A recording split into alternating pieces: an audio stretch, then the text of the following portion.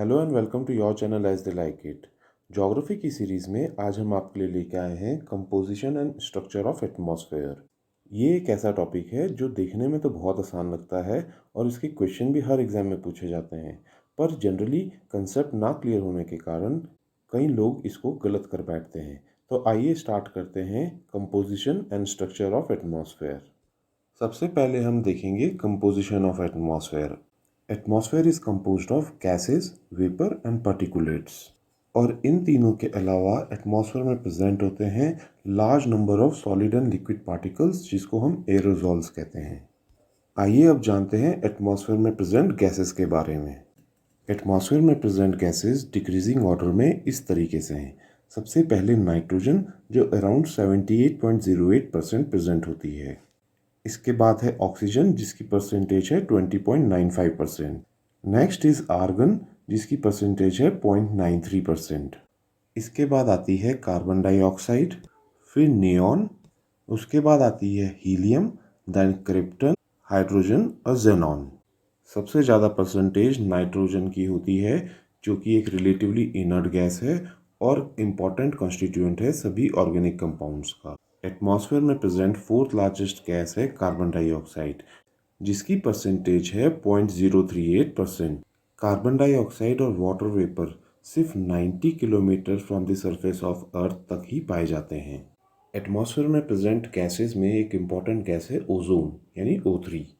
इसकी एटमॉस्फेयर में परसेंटेज है 0.00006%। लेकिन ओजोन एटमॉस्फेयर में इक्वली डिस्ट्रीब्यूटेड नहीं है, ये एक अनइवनली डिस्ट्रीब्यूटेड गैस है। ओजोन गैस की मैक्सिमम कंसंट्रेशन 20 to 25 किलोमीटर्स के ऑल्टीट्यूड तक ही है। ओजोन गैस एक इम्पॉर्टेंट रोल प्ले करती है in blocking the harmful ultraviolet radiations from the sun. Next is water vapour. Atmosphere में वाटर वेपर आता है by evaporation of the moisture and evaporation of the water from the water body, vegetation and soil cover. Water vapour की concentration atmosphere में depend करती है on the temperature, और इसी कारण से इक्वेटर से पोल की तरफ अगर हम जाएं तो वाटर वेपर की कंसंट्रेशन डिक्रीज करती है। ऐसे ही वाटर वेपर की कंसंट्रेशन ऑल्टीट्यूड के साथ भी डिक्रीज करती है। टोटल एटमॉस्फेरिक वेपर का 90% से ज़्यादा पाया जाता है up to a height of only 5 kilometres. Water vapour के बारे में एक इम्पॉर्टेंट फैक्ट जान लें कि वाटर वेपर्स ट्रांसपेरेंट होते हैं to the incoming short wave solar radiations, जिसके कारण इलेक्ट्रोमैग्नेटिक रेडिएशन वेव्स अर्थ की सरफेस तक पहुंच पाती हैं विदाउट एनी ऑब्स्टिकल। बट यही वाटर वेपर एक ऑब्स्ट्रक्शन की तरह एक्ट करता है to the outgoing long wave terrestrial radiation, और इसी कारण से ये वेपर हेल्प करता है in heating the earth atmosphere. Next is particulate matter. Earth के एटमॉस्फेयर में जो छोटे सॉलिड पार्टिकल्स प्रेजेंट हैं वो होते हैं pollen grains, small organisms, ocean salts etcetera. ये पर्टिकुलेट मैटर हेल्प करता है इन absorbing, reflecting and scattering of solar radiations, और इन्हीं के कारण स्काई का कलर चेंज होता है ऑन सनसेट एंड सनराइज। आइए अब जानते हैं structure of atmosphere. Based on composition atmosphere को डिवाइड किया जाता है दो लेयर्स में, और वो हैं होमोस्फेयर एंड हेटेरोस्फेयर। आइए जानते हैं होमोस्फेयर को। होमोस्फेयर इन दोनों लेयर्स में से लोअर वाली लेयर होती है, और होमोस्फेयर कंसिस्ट करती है ट्रोपोस्फेयर, स्ट्रेटोस्फेयर एंड मीजोस्फेयर को। इन लेयर्स के बारे में डिटेल में हम इस वीडियो के आगे में देखेंगे।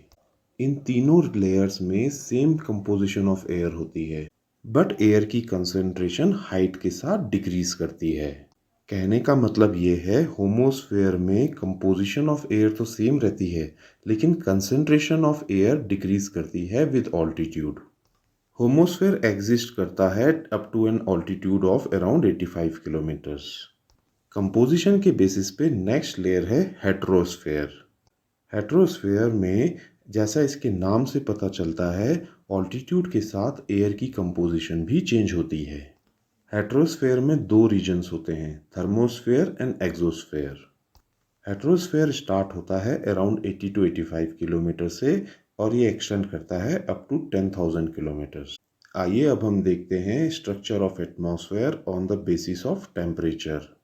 टेम्परेचर और डेंसिटी के बेसिस पे अर्थ के एटमॉस्फेयर को 5 लेयर्स में डिवाइड किया जा सकता है।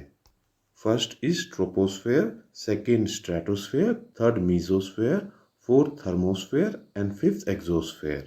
सबसे पहली लेयर होती है ट्रोपोस्फेयर। ट्रोपोस्फेयर सबसे लोएस्ट लेयर है एटमॉस्फेयर की। ट्रोपोस्फेयर की हाइट अप टू 18 किलोमीटर्स है at equator, 13 kilometres at mid latitude and 8 kilometers at poles. 75 to 80% of the mass of atmosphere exists in troposphere only. Poles के comparison में equator पर troposphere की height इसलिए ज़्यादा होती है क्योंकि इक्वेटर पर हीट ज़्यादा होती है, जिसके कारण एयर काफ़ी हाइट्स तक राइज कर जाती है। ट्रोपोस्फेरिक लेयर में टेम्परेचर विद हाइट डिक्रीज करता है at a rate of 5 degree Celsius पर किलोमीटर। इस फिनोमेना को कहा जाता है लैप्स रेट।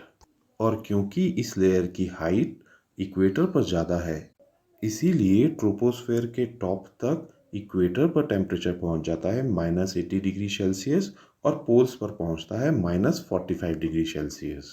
ट्रोपोस्फेयर में पाया जाता है temperature inversion, turbulences and eddies, और इसी कारण से एंटायर एटमॉस्फेयर का मोस्ट इम्पॉर्टेंट मेट्रोलॉजिकल जोन होता है ट्रोपोस्फेयर। ऑलमोस्ट सारे weather phenomena like rainfall, fog, hailstorm troposphere में ही होते हैं। ट्रोपोस्फेयर को कन्वेक्टिव रीजन भी कहा जाता है क्योंकि सारा कन्वेक्शन ट्रोपोपॉज पर जाकर स्टॉप हो जाता है। ट्रोपोस्फेयर में ही होते हैं सभी weather phenomena including cyclones, anticyclones, storms, precipitation, और सारा वाटर वेपर इसी लेयर में लाई करता है। आइए जानते हैं ट्रोपोपॉज के बारे में। ट्रोपोपॉज एक एटमॉस्फेरिक बाउंड्री है जो डिमार्केट करती है ट्रोपोस्फेयर एंड स्ट्रेटोस्फेयर को। इस लेयर में टेम्परेचर कांस्टेंट रहता है। Next layer is stratosphere. Troposphere के ऊपर लाई करती है स्ट्रेटोस्फेयर और इसकी हाइट होती है अप टू 50 किलोमीटर्स। इस लेयर में टेम्परेचर धीरे धीरे इंक्रीज करता है और 50 किलोमीटर्स के पास टेम्परेचर 0 डिग्री सेल्सियस आ जाता है। ये राइज इन टेम्परेचर होता है because of the presence of ozone. Ozone gas stratosphere में प्रेजेंट होती है।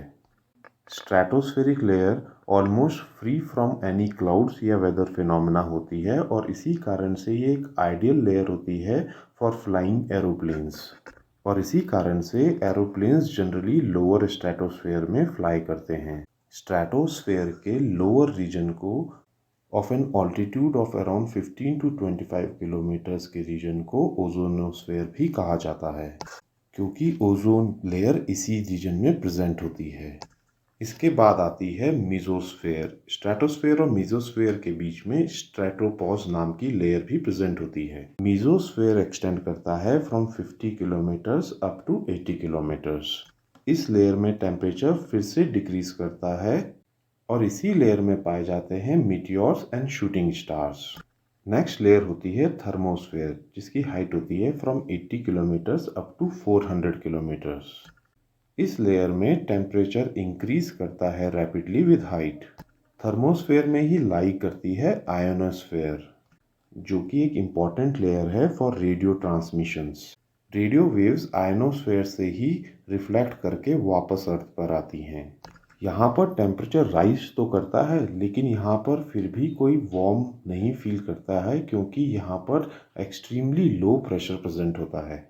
इंटरनेशनल स्पेस स्टेशन और सैटेलाइट्स जो अर्थ को ऑर्बिट करती हैं वो इसी लेयर में प्रेजेंट होती हैं। क्योंकि यहाँ पर एटमॉस्फेयर बहुत रेरिफाइड होता है, जिस कारण से गैस मॉलिक्यूल्स के बीच में डिस्टेंसेस काफ़ी ज़्यादा होता है और इसी कारण से टेम्परेचर हाई होने के बावजूद भी यहाँ पर हीट महसूस नहीं होती। ऑरोरास का फिनोमेना इसी लेयर के लोअर पार्ट में एक्सपीरियंस किया जाता है। Last layer of the atmosphere is exosphere. इसकी हाइट होती है 400 किलोमीटर्स अबव और ये एक्सट्रीमली रेरिफाइड लेयर है और टेम्परेचर यहाँ पर ग्रेजुअली इंक्रीज करता है। आइए ब्रीफ में आयनोस्फेयर को भी क्लियर कर देते हैं। आयनोस्फेयर एक लेयर है अर्थ के एटमॉस्फेयर की जो कि आयनाइज्ड है by solar and cosmic radiations और ये लेयर लाई करती है from 75 to around 1000 kilometres. Ionosphere के भी 3 मेन पार्ट्स होते हैं, D region, E region and F region. Ionosphere consist करती है upper part of mesosphere and thermosphere. Night time में इन 3 में से 2 ही लेयर एग्जिस्ट करती हैं आयनोस्फेयर में, और वो हैं ई लेयर एंड एफ लेयर। तो दोस्तों ये थी हमारी coverage regarding structure of atmosphere, जो कि ऑलमोस्ट हर एग्जाम में पूछी जाती है। अगर आपको ये वीडियो पसंद आई हो तो हमारे चैनल को लाइक एंड सब्सक्राइब करें। साथ ही इंस्टाग्राम और टेलीग्राम से जुड़ें, जहाँ की हम फ्री क्वेश्चन बैंक और फ्री PDF देते हैं। Thank you.